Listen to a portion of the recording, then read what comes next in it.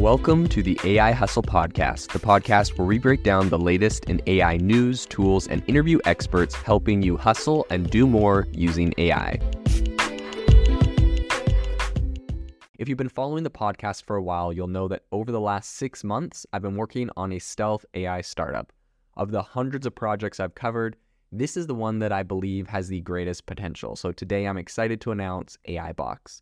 AI Box is a no-code AI app building platform paired with the App Store for AI that lets you monetize your AI tools. The platform lets you build apps by linking together AI models like ChatGPT, Midjourney, and 11 Labs. Eventually will integrate with software like Gmail, Trello, and Salesforce, so you can use AI to automate every function in your organization. To get notified when we launch and be one of the first to build on the platform, you can join the waitlist at aibox.ai. The link is in the show notes.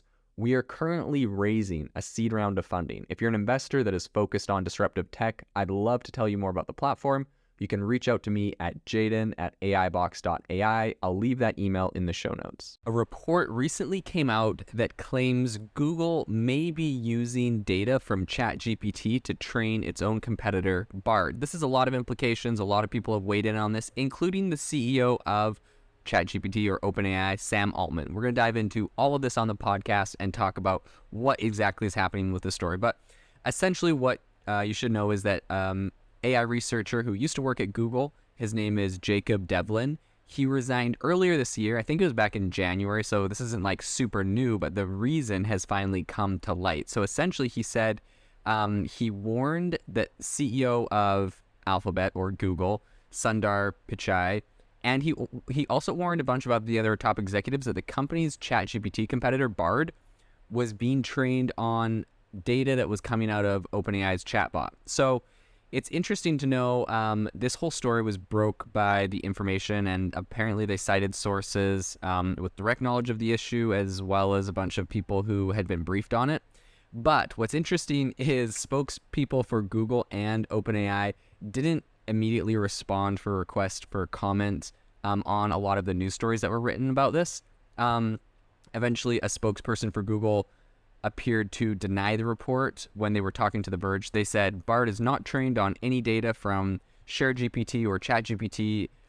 So essentially what this is all is, and how, I guess what the claim and what gets to the bottom of this is, essentially there's a website called ShareGPT, and you can publish, it essentially kind of screenshots the whole message or conversation you've had with ChatGPT, and you can publish it on a website and share the link with someone. So like if you have a really cool conversation with ChatGPT, maybe you discover some cool prompts or figure out some cool things it can do, and you want to have a way to share that entire conversation, ShareGPT lets you do that.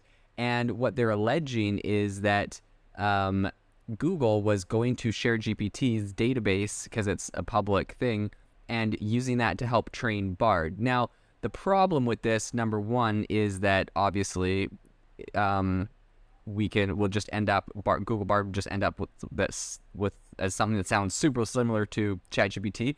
And this isn't actually very far-fetched, because recently a bunch of researchers at Stanford, right, they used a new tool from Facebook that or Meta that really allows you to train models a lot cheaper. And with 35,000 questions and answers from ChatGPT, they essentially cloned ChatGPT's entire model. With 35,000, it cost them about $500, and it was 35,000 questions and answers. They trained a model off of that, and it was almost as good as ChatGPT on everything. And it's such a tiny model, so people are able to build these smaller. So people are alleging that that's essentially what Google did, because all of a sudden they come out with Google Bard. And maybe if they're really far behind, this would be a good way for them to catch up quick. Now, what is interesting with this whole story is Google denies it, and Sam Altman, the CEO of OpenAI, he actually said on Twitter recently, he said that he wasn't mad that they were, he's like, I'm not mad if Google's training off of OpenAI ChatGPT outputs. He's like, I'm just annoyed by the spin they're putting on this whole thing. So Google's, having this whole spin they're throwing on it. So it's interesting. He's pretty much calling them out and saying that they are doing this, even though they've denied it.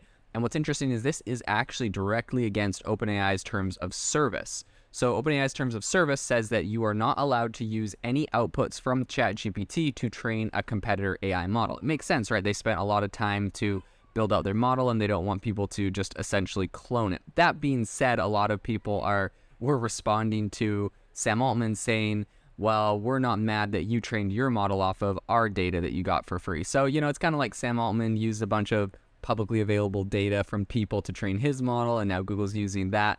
Anyways, it does lead to a small issue where like all AI models, if they really were just from the exact same source, and let's say ChatGPT or OpenAI had different biases or issues with them, those are just going to get passed down to the next thing. So, it probably would be best if people were using their own data and training it in their own way. And I mean, it's so interesting, right? This whole conversation, because, it's like, is Google stealing from OpenAI, ChatGPT? And like at the end of the day, OpenAI is using the transformer model, which Google invented back in 2017 to build their whole model. So it's kind of like everyone's borrowing from everyone. There was a lot of open source stuff. Now things are getting a little bit more closed source, but a lot of these tools that originally were out there are all being used by everyone. So it's like the data is mostly, essentially from the whole internet. The tools, a lot of them were open source for anyone to use. And so, it's just really interesting to see what's going to happen with that. It is interesting to know, though, the guy that was kind of, I guess, the whistleblower on this whole Google case,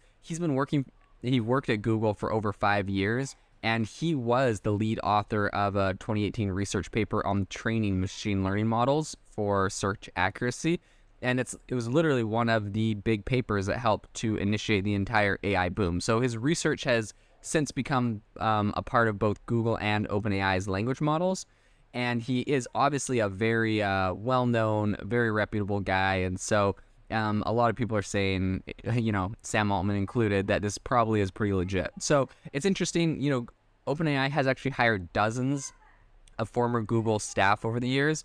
And since the company's chatbot made headlines in November for its availability to, or pretty much ability to do anything from our NSA to provide code, Google and OpenAI have been locked in a pretty tight arms race. So it's going to be interesting to see which one comes out on top.